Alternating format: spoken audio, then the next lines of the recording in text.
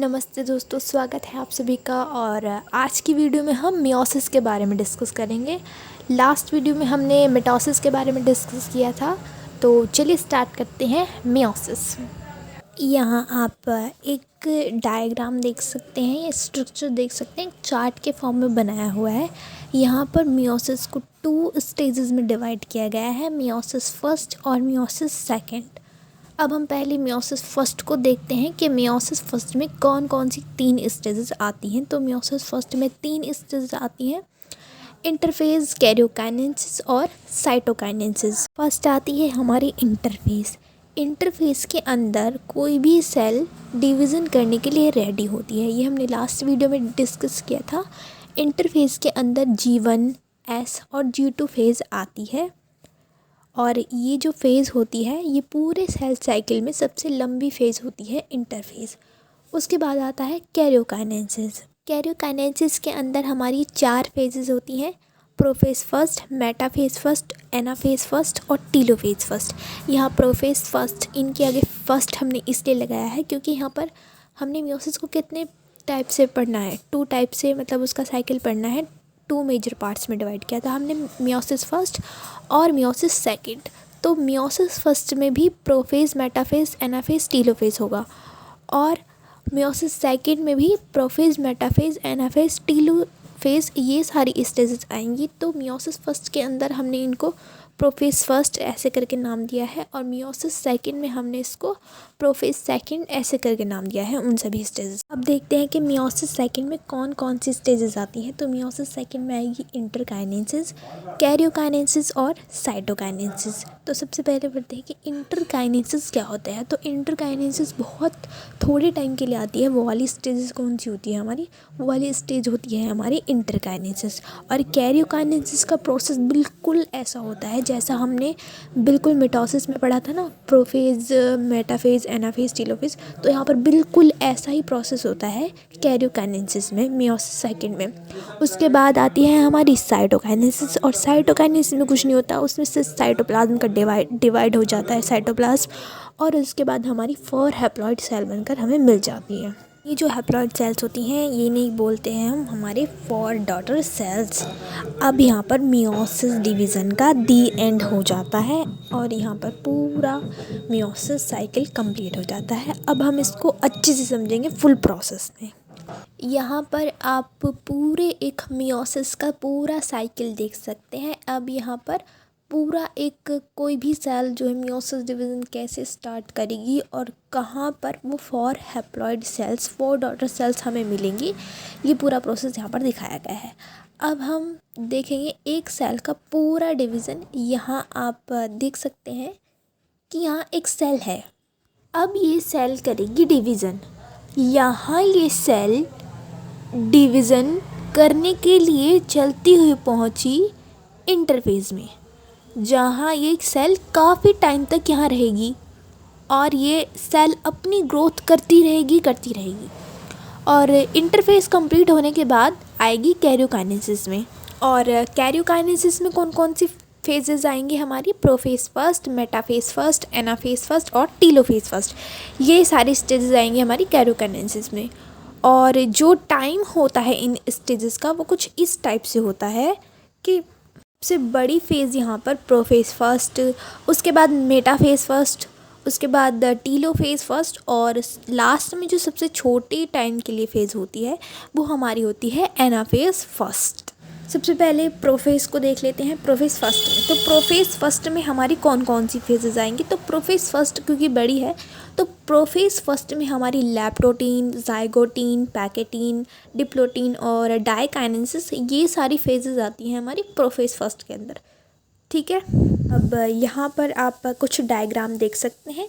यहाँ आपको कन्फ्यूज़न ना हो इसलिए मैंने जो कोई भी फेज़ दिखाई है उसको उसकी जो आउटलाइन की है, मैंने उस फेज़ की आउटलाइन मैंने कलरफुल कर दी है, ताकि बिल्कुल भी आपको कन्फ्यूज़न ना हो कि कौन सा प्रोसेस कहाँ ख़त्म हो रहा है, किस टाइप से है। तो सबसे पहले यहाँ पर प्रोफेज फर्स्ट है, प्रोफेज फर्स्ट। और प्रोफेज फर्स्ट के अंदर जितनी भी फेजेस आ रही हैं, लैप्टोटीन, जाइगोटीन, पैकेटीन, डिप्लोटीन और डाइकाइनेसिस, वो सारी मैंने येलो कलर से यहाँ पर दिखाई गई हैं। तो येलो कलर से जितनी भी फेजेस हैं वो किसका पार्ट है, प्रोफेज फर्स्ट का।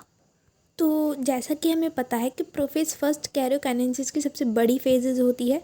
तो प्रोफेज फर्स्ट में 5 सब फेजेज होती हैं। इनको लैप्टोटीन, जाइगोटीन, पैकोटीन, डिप्लोटीन, डाइकाइनेसिस कहते हैं। सबसे पहली फेजेज लैप्टोटीन आती है। तो लैप्टोटीन में क्या होगा, इस स्टेज में जो क्रोमोसोम है वो पहले धागे, पतले धागे और लंबे लंबे आकार में हमें दिखाई देने लगेंगे।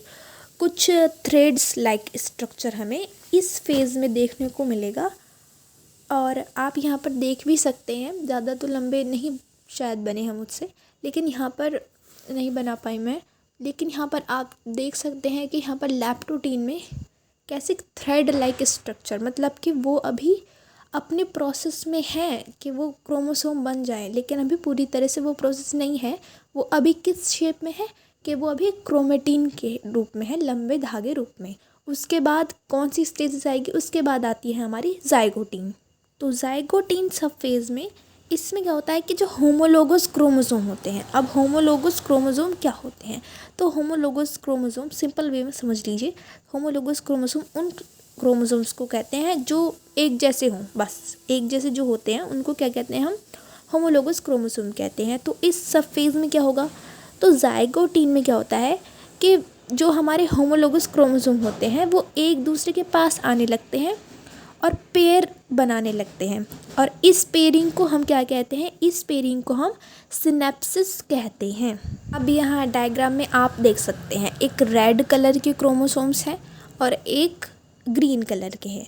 तो जो रेड और ग्रीन कलर के होंगे, अगर मान लीजिए रेड कलर में कोई छोटा है तो ग्रीन कलर में भी छोटा होगा, तो वो आपस में पेयर्स बनाने लगेंगे। तो इसको हमने क्या बोला था, इस पेयरिंग को क्या बोलते थे हम, सिनेप्सिस बोलते थे। इस प्रकार यहाँ पर एक कॉम्प्लेक्स स्ट्रक्चर बनने लगेगा जिसे हम सिनेप्टोनेमल कॉम्प्लेक्स कहते हैं। और ये सिनेप्टोनेमल कॉम्प्लेक्स प्रोटीन का एक स्ट्रक्चर टाइप होता है जो दो होमोलोगस क्रोमोसोम को आपस में जुड़ने नहीं देता। सिनेप्टोनेमल कॉम्प्लेक्स का काम यही होता है। और वो क्रोमोसोम जो सिनेप्सिस को प्रदर्शित कर रहे हैं उन्हें हम बाईवेलेंट कहते हैं। जाइगोटीन के बाद आती है हमारी सब फेज़ पैकेटीन। पैकेटीन में क्या होता है, तो पैकेटीन में बाईवेलेंट क्रोमोसोम सिकुड़कुड़ छोटे और मोटे दिखाई देने लगते हैं और कुछ साफ भी दिखने लगते हैं। जो हमारा स्ट्रक्चर था वो कुछ क्लियर भी दिखने लगता है। और बाईवेलेंट के जो होमोलोगस क्रोमोसोम होते हैं वो एक दूसरे पर इस टाइप से लिपटे रहते हैं और इनके बीच यहाँ क्रॉसिंग ओवर हो रहा होता है एक्चुअली में, मतलब कुछ इस टाइप से लिपटे रहते हैं वो एक दूसरे से। और क्यों लिपटे रहते हैं, क्योंकि वहाँ पर उनका जो जेनेटिक मटेरियल है वो एक्सचेंज हो रहा होता है और इस प्रोसेस को ही हम क्या बोलते हैं, क्रॉसिंग ओवर। तो ये क्रॉसिंग ओवर जो होता है वो मेन पार्ट होता है पैकेटीन का। तो पैकेटीन में स्टार्ट होता है हमारा क्रॉसिंग ओवर होना। और यहाँ से कई बार पूछा गया है एमसीक्यूज़ में कि क्रॉसिंग ओवर कौन सी स्टेजेस में होता है प्रोफेज की, और बहुत ही ज़्यादा इम्पॉर्टेंट है। तो ज़रूर करके आना, अगर आपके एमसीक्यू वाले एग्ज़ाम्स हैं तो इसके लिए भी रेडी कर लेना, और नहीं है तो ये पॉइंट लिख कर आना अगर आपके रिटन एग्ज़ाम हो रहे हैं तो, ठीक है। पैकेटीन के डायग्राम में भी आप साफ देख सकते हैं कि यहाँ पर जो क्रोमोसोम्स थे वो किस टाइप से एक दूसरे के ऊपर अरेंज हो गए हैं। और यहाँ पर जो ग्रीन वाले का जो जेनेटिक मटेरियल था वो रेड वाले में शिफ्ट हो गया है, और जो रेड वाले का था वो ग्रीन वाले में शिफ्ट हो गया है। मतलब इनका जो जेनेटिक मटेरियल था वो मतलब एक दूसरे ने एक्सचेंज कर लिया, और यहाँ पर इस प्रोसेस को हमने कह दिया क्रॉसिंग ओवर। उसके बाद कौन सी फेजेस आएगी, उसके बाद आएगी हमारी सब फेज़ डिप्लोटीन। तो डिप्लोटीन में होता क्या है, तो डिप्लोटीन सब फेजेस में सिनेप्टोनेमल कॉम्प्लेक्स ख़त्म हो जाता है। अब यह हमारे होमोलोगस क्रोमोसोम अलग अलग होने लगते हैं। अब जब क्रॉसिंग ओवर होता है तो ये एक एक्स के समान स्ट्रक्चर बना लेते हैं, मतलब क्रॉस का साइन जो होता है ऐसा बना लेते हैं। मतलब जब भी क्रॉसिंग ओवर इन दोनों के बीच हो रहा होगा तो आप देख सकते हैं कि यहाँ पर कुछ क्रॉसिंग ओवर टाइप, कुछ मतलब क्रॉस टाइप कुछ ऐसा स्ट्रक्चर बना लेते हैं। यहाँ पर बहुत पता नहीं दिख रहा होगा, नहीं दिख रहा होगा, तो यहाँ पर कुछ क्रॉस टाइप स्ट्रक्चर जो है यहाँ पर बन जाता है। जो ये क्रॉस लाइक स्ट्रक्चर होता है इसको हम काइज़मेटा कहते हैं। तो यहाँ तक जेनेटिक मटेरियल का एक्सचेंज हो रहा है, यहाँ पर क्रॉस लाइक स्ट्रक्चर बन गया। उसके बाद आती है हमारी डाइकाइनेसिस सब फेज़। इसके अंदर क्या हो रहा होगा, तो डाइकाइनेसिस सब फेज़ के अंदर क्या होता है, हमारा जो काइज़मेटा था तो उसका विखंडन टर्मिलाइजेशन स्टार्ट हो जाता है। अब यहाँ पर होमोलोगस क्रोमोसोम पूरी तरह से ख़त्म हो जाते हैं, समाप्त हो जाते हैं और न्यूक्लियर मेम्ब्रेन है, जो हमारी न्यूक्लियर मेम्ब्रेन होती है वो भी ख़त्म होने लगती है। यहाँ पर डाइकाइनेसिस के डायग्राम में आप देख सकते हैं आप लोग, यहाँ पर जो हमारी न्यूक्लियर मेम्ब्रेन थी वो भी ख़त्म होने लगी है। तो ये पूरा प्रोसेस था हमारा प्रोफेस फर्स्ट का, और यहाँ से MCQs भी बहुत आते हैं, तो एग्ज़ाम के लिए इम्पॉर्टेंट है ये। इसके बाद आती है हमारी मेटाफेज़ फर्स्ट। तो मेटाफेज़ फर्स्ट में क्या होता है कि यहाँ पर आप देख सकते हैं कि ये जो हमारे सेंट्रोसोम्स हैं वो वहाँ पर अपने अपोजिट मतलब पोल्स में स्थित हैं। एक दूसरी साइड है और एक दूसरी साइड है, मतलब एक दूसरे के सामने हैं पोल्स में। तो यहाँ पर क्या होगा, हमारे जो होमोलोगस क्रोमोसोम्स थे वो कुछ इस टाइप से अरेंज हो जाएंगे और यहाँ पर एक प्लेट बना लेंगे जिसको हम मेटाफेज़ प्लेट बोल देते हैं, और कुछ इस टाइप से वो दिखेंगे जैसे कि आप अपनी डायग्राम में देख सकते हैं। अब यहाँ से आप एक मेटाफेज़ फर्स्ट में एक और चीज़ देख सकते हैं कि यहाँ पर ये जो हमारा सेंट्रोसोम था वहाँ से स्पिंडल फाइबर निकले, और स्पिंडल फाइबर कनेक्ट कहाँ से हुए, किसके, क्रोमोसोम के काइनेटोकोर से कनेक्ट हो जाते हैं स्पिंडल फाइबर्स हमारे।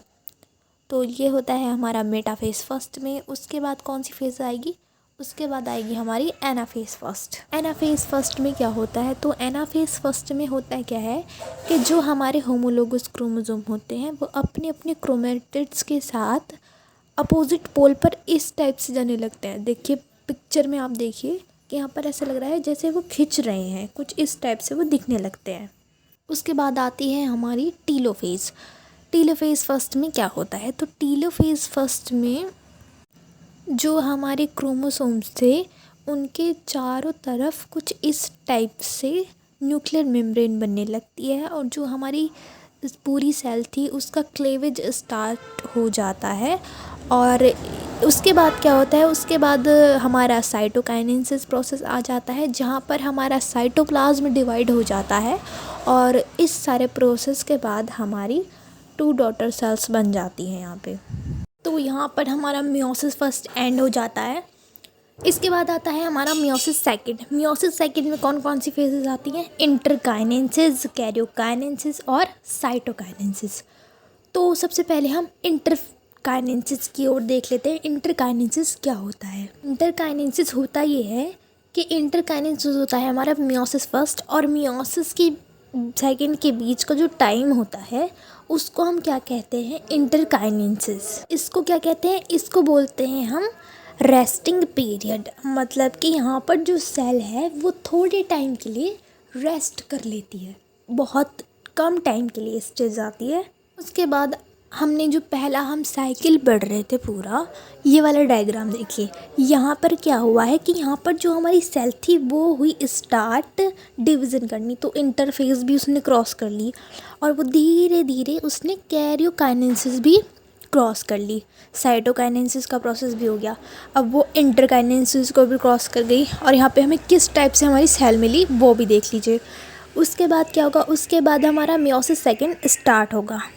अब यहाँ पे हमारी कैरियोकाइनेसिस का प्रोसेस होगा। तो कैरियोकाइनेसिस में हमारी कितनी फेजेस आएंगी, 4 फेजेस आएंगी, prophase second, metaphase second, anaphase second और टीलोफेज सेकंड। पूरा जो प्रोसेस होता है कैरियोकाइनेसिस में पूरा बिल्कुल ऐसा होता है जैसा कि हमारा मिटोसिस में हुआ था। तो यहाँ पर सबसे पहली फेजेस प्रोफेज सेकंड होती है। प्रोफेज सेकंड में क्या होता है, इस फेज़ में 2 डॉटर सेल्स की न्यूक्लियर मेम्ब्रेन नष्ट हो जाती है। जो हमारे पास 2 डॉटर सेल्स आई थी उनका क्या होगा, न्यूक्लियर मेम्ब्रेन जो थी हमारी वो बिल्कुल ख़त्म होने लगती है, और क्या होता है, यहाँ हमें स्पिंडल भी दिखाई देने लगते हैं। तो ये सारा प्रोसेस हमारा प्रोफेज सेकंड में स्टार्ट हो जाता है। उसके बाद आता है हमारा मेटाफेज सेकंड। मेटाफेज सेकंड में क्या होता है कि हमारे जो क्रोमोसोम्स थे वो मिडल में इस टाइप से अरेंज होने लगते हैं और जो हमारा स्पिंडल है वो कुछ इस टाइप से दिखने लगता है। उसके बाद आता है हमारा एनाफेज सेकंड। और एनाफेज सेकंड में क्या होता है, एनाफेज सेकंड में यहाँ पर जो हमारे क्रोमोसोम हैं वो कुछ इस टाइप से पोल्स की तरफ खींचने लगते हैं, पोल्स की साइड जाने लगते हैं। तो ये प्रोसेस हमारा एनाफेज में होता है। एनाफेज के बाद क्या होता है, हमारा टीलोफेज आ जाता है। टीलोफेज में कुछ सेल का क्लेवेज स्टार्ट हो जाता है और यहाँ पर मेन फंक्शन ये होता है कि यहाँ पर न्यूक्लियर मेम्ब्रेन बनने लगती है, पूरा न्यूक्लियस बनने लगता है। और उसके बाद क्या होता है, यहाँ पर साइटोकाइनेसिस का प्रोसेस स्टार्ट हो जाता है, मतलब कि साइटोप्लाज्म डिवाइड हो जाता है। साइटोप्लाज्म में जो सेल ऑर्गन होते हैं उनका डिवीज़न स्टार्ट हो जाता है और इस टाइप से पूरा सेल का क्लेवेज जब हो जाता है उसके बाद से हमें मिलती हैं 4 हैप्लॉइड सेल्स। तो यहाँ पर हमारी 4 डॉटर सेल्स आ जाती हैं जो कि हैप्लॉइड होती हैं। तो इस वीडियो में हमने पूरा जान लिया और यहाँ पर हो जाता है हमारा मियोसिस का दी एंड। हम इस डायग्राम को फिर से देखेंगे कि जहाँ से हमारी एक सेल चली थी और वो उसने पूरा बिल्कुल मियोसिस फर्स्ट भी क्लियर कर लिया था। उसके बाद हमें 2 सेल्स मिली थी, उसके बाद मियोसिस सेकंड की स्टेज आई थी और मियोसिस सेकंड होने के बाद पूरा हमारे पास 4 डॉटर सेल्स हमारी आ गई हैं। तो ये सारा साइकिल था, पूरा चक्र जो था वो था हमारा मियोसिस का। यहाँ तक हमने पढ़ लिया था कि हमारा जो मियोसिस है वो किस टाइप से होता है। अभी तक हमने केवल समझा था। अब यहाँ पर हम थोड़ा नोट्स की तरफ आ जाते हैं। मैंने यहाँ पर नोट्स बनाया है कुछ, और अगर आपके पास बुक है, आप बुक से प्रिपरेशन कर रहे हैं, तो अगर आपको बुक से पॉइंट्स लिखने हैं, अपने नोट्स बनाने हैं, तो वो सबसे बढ़िया है कि आप अपने नोट्स खुद ही बनाएं। तो यहाँ पर लेकिन मैंने नोट्स बना दिया है, अगर आप लिखना चाहो तो यहाँ से भी लिख सकते हो। स्टार्ट करते हैं। फर्स्ट पॉइंट यहाँ पर है, मियोसिस डिवीज़न में मेनली 2 स्टेजेस आती हैं, मियोसिस फर्स्ट और मियोसिस सेकेंड। सबसे पहला मियोसिस फर्स्ट। मियोसिस फर्स्ट में 3 स्टेज आती है, इंटरफेज, कैरियोकाइनेसिस और साइटोकाइनेसिस। इंटरफेज ये स्टेज जैसी मिटोसिस में होती है, मियोसिस में बिल्कुल ऐसी ही होती है। अगर आपको यहाँ से पॉइंट्स लिखने हैं तो पहली वीडियो में मैंने बताया था, वहाँ से लिख लेना। उसके बाद आता है हमारा कैरियोकाइनेसिस। इसमें मेनली 4 स्टेज होती है, prophase first, metaphase first, anaphase first और टीलोफेज फर्स्ट। सबसे पहला है यहाँ पर प्रोफेज फर्स्ट। मियोसिस की यह सबसे बड़ी एवं लंबी अवस्था होती है। इसमें 5 स्टेज आती हैं जिन्हें हम क्या कहते हैं, सब फेज़ भी कहते हैं। इसकी सबसे पहली जो सब फेज़ है वो है हमारी लैप्टोटीन। इस स्टेज में क्रोमोसोम लंबे एवं पतले थ्रेड्स के समान दिखाई देने लगते हैं और इसमें सेंट्रियोल्स विभाजित होकर विपरीत पोल्स की तरफ गति करने लगते हैं। इसके बाद आता है हमारा दूसरा जाइगोटीन। इस सब फेज़ में होमोलोगस क्रोमोसोम एक दूसरे के समीप आकर होमोलोगस पेयर्स बनाते हैं।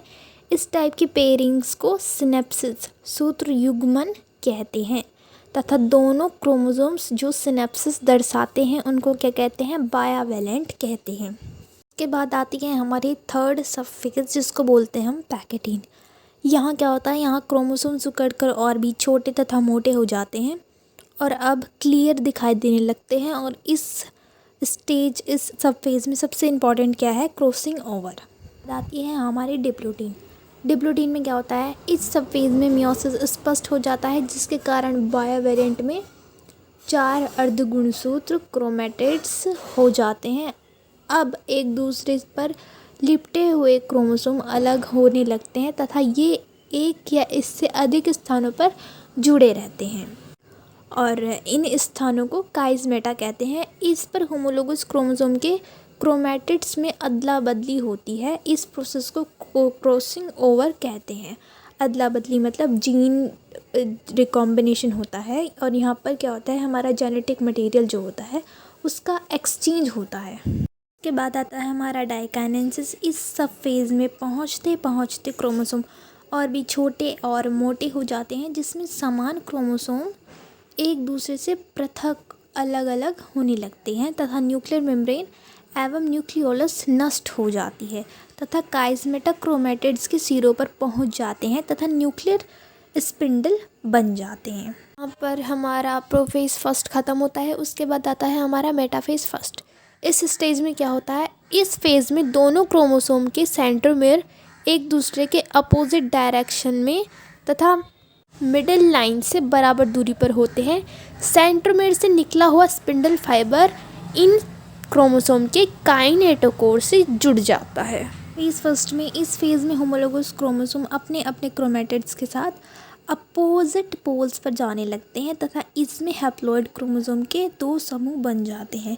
तो ये प्रोसेस होता है हमारा एनाफेज फर्स्ट का। और उसके बाद आती है हमारी टीलोफेज। टीलोफेज में क्या होता है, इस फेज़ में क्रोमोसोम के चारों ओर एक एक न्यूक्लियर मेम्ब्रेन बन जाती है तथा इसमें प्रत्येक पोल्स पर एक न्यूक्लियस बन जाता है। यह संतति न्यूक्लियस हैप्लॉइड होता है और ये सारा प्रोसेस होता है हमारा टीलोफेज में।